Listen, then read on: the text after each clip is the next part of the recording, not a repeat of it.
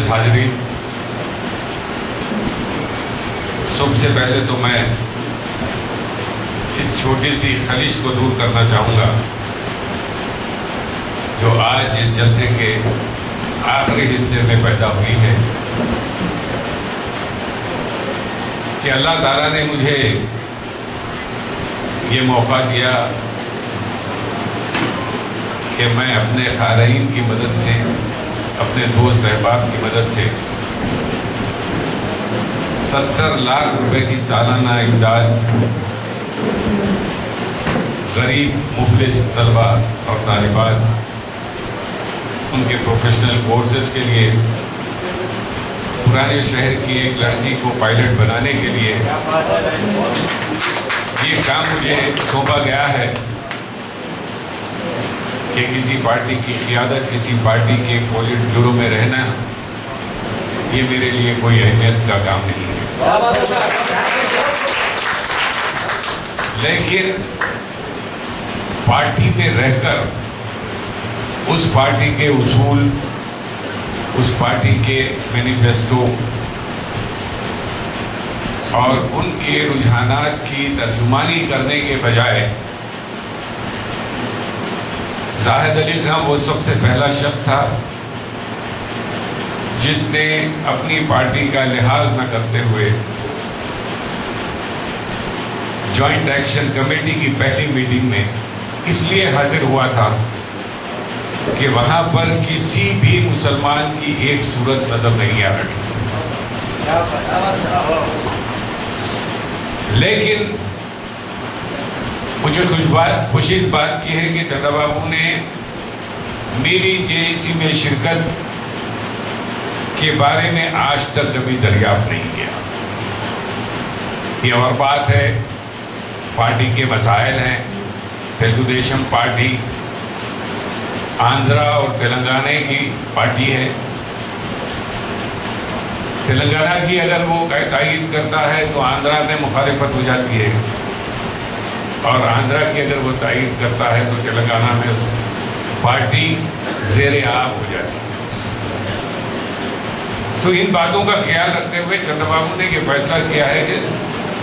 تیلگو دیشم تو تلنگانہ بنا نہیں سکتی، تعداد کے حساب سے اس کے پاس اتنی طاقت نہیں ہے کہ وہ تلنگانہ بنا سکے گی، لیکن چندرا بابو یہ چاہتے ہیں کہ سونیا گاندھی اس بات کا اعلان کر دیں کہ تلنگانہ بن جائے گا۔ اگر مرکزی حکومت جو پارلیمنٹ میں تلنگانہ بنانے کی قرارداد پیش کر سکتی ہے اور دوسری پارٹیوں کی تائید حاصل کر سکتی ہے تو وہ یقیناً اعلان کر سکتی ہے کہ تلنگانہ واقعی میں بننا چاہیے، لیکن مرکزی حکومت نے ایک ایسی شخصیت کو تلنگانہ کے مسئلے کے حل کے لیے پیش کیا ہے جو اپنی خود ریاست کشمیر میں 50 سال سے کشمیر کے مسئلے کو حل نہیں کر سکی۔ کیا آپ امید کر سکتے ہیں کہ غلام نبی آزاد جو کشمیر سے تعلق رکھتے ہیں اپنی ریاست کا مسئلہ حل نہیں کر سکے اور آندھرا پردیش کی ریاست کا مسئلہ حل کر دیں؟ تو یہ ساری باتوں کو غور کرنا چاہیے۔ آج کون اٹل ہے؟ چندرا بابو نائیڈو نے اپنے MLAs کو یہ ہدایت دی ہے کہ وہ استعفیٰ پیش کر دیں۔ چندرا بابو نائیڈو نے آج تک جب مجھ سے بات ہوئی تلنگانہ کے مسئلے پر تو میں نے ان سے صاف الفاظ میں یہ کہہ دیا میں تلنگانہ کا ہوں اور میں اپنی 7 پیڑھیوں کو تلنگانہ سے وابستہ کرتے ہوئے تفصیلات پیش کر سکتا ہوں۔ میرے اتنا تلنگانہ نہ تو چندر شیکھر راؤ ہے نہ کوڈنڈا رام ہے۔ اگر وہ اپنے 7 پشتوں کو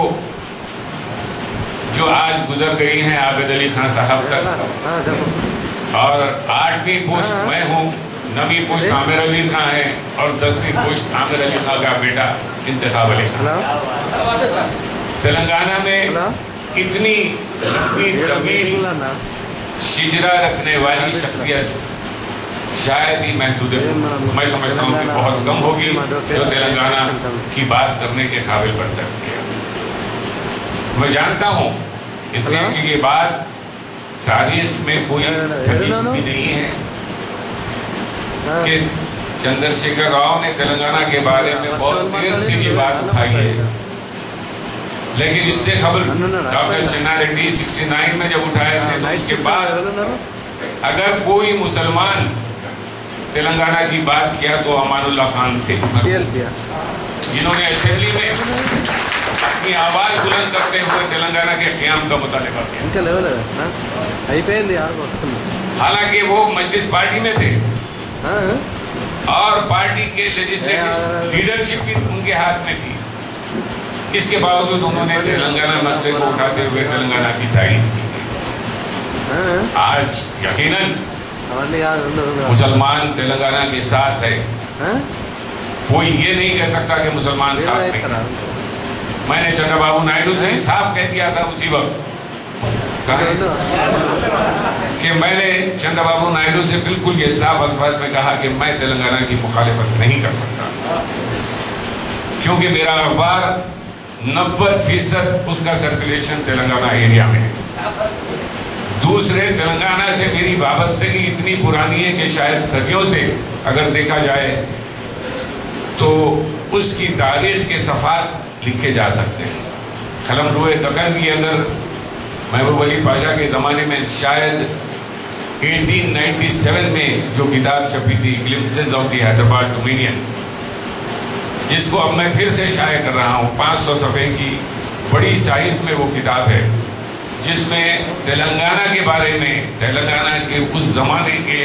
ہندو مسلم احباب کے بارے میں، تلنگانہ کے معدنیات کے بارے میں، تلنگانہ کی آمدنی کے بارے میں، تلنگانہ کی کس مقام پر کون سی دھات موجود ہے، لوہا کہاں ہے، کوئلہ کہاں ہے، یہ ساری تفصیلات ہیں۔ لیکن وہ کتاب آج نایاب ہو گئی،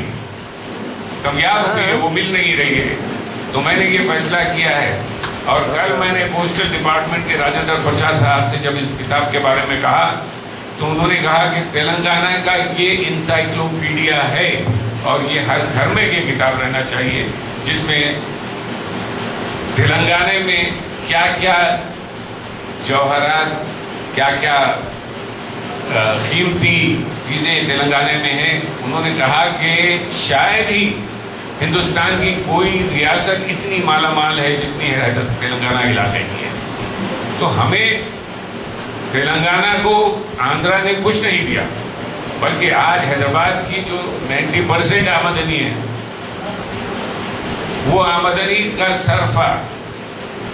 آندھرا ایریا میں ہوتا ہے، وہاں کی ترقی کے لیے ہوتا ہے۔ یہاں تو بڑے بڑے اعلانات ہوتے ہیں،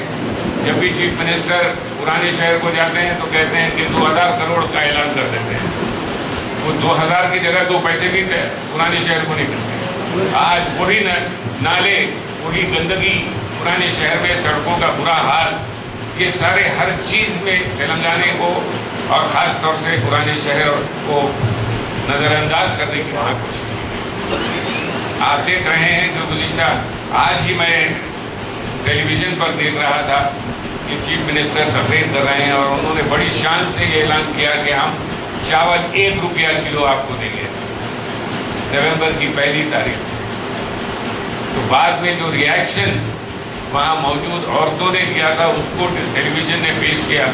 جس میں انہوں نے کہا کہ یہ چاول جو آپ دینے والے ہیں یہ تو کتے کھانے کے اتنے قابل نہیں، کون لے گا اس چاول؟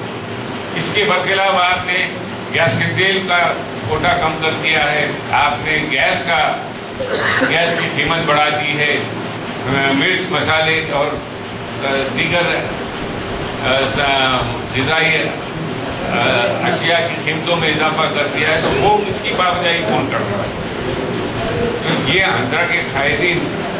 اب سے نہیں بلکہ 1956 سے یہ اس طرح تلنگانہ کو لوٹ رہے ہیں کہ اس کی پابجائی کرنا صرف تلنگانہ کا قیام ہی اس کے لیے ممکن ہے۔ جہاں تک مسلمانوں کا تعلق ہے، میں یہ بات بڑی واضح طور پر کہنا چاہوں گا کہ ہم کو اس تحریک میں 1.5 اینٹ کی مسجد الگ نہیں کرنا۔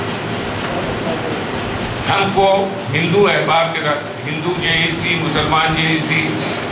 ہندو فلاں مسلمان فلاں، اس کی بات ہم تلنگانہ میں کرتے ہی نہیں آئے. تلنگانہ اتنا سیکولر اسٹیٹ ہمارے نظام کے زمانے میں تھا، اور یہ بات جو چندرا بابو نائیڈو نے 2 آنکھوں کی ہے، یہ حضور نظام کے نے کی تھی کہ ہندو اور مسلمان میری 2 آنکھیں ہیں. اسی کانسیپٹ کو لیا جا کر آندھرا اور تلنگانہ کی بات کو کرتے ہیں. لیکن میں یہ چاہتا ہوں کہ ہم کو ایک مضبوط طاقت بنانے کے لیے ہم کو سیاسی پارٹیاں جو ہیں وہ آج بالکل مینڈک کی طرح ہیں. آپ ایک کو ڈالیے جھولی میں دو باہر پہنچ جائیں گے. تو آج نہ TDP کا ساتھ ہے کانگریس، نہ TRS ساتھ دینا چاہتی ہے. کوئی پارٹی ایسی نہیں ہے جو آج مل کے بیٹھ کے بات کرنے کی. ابھی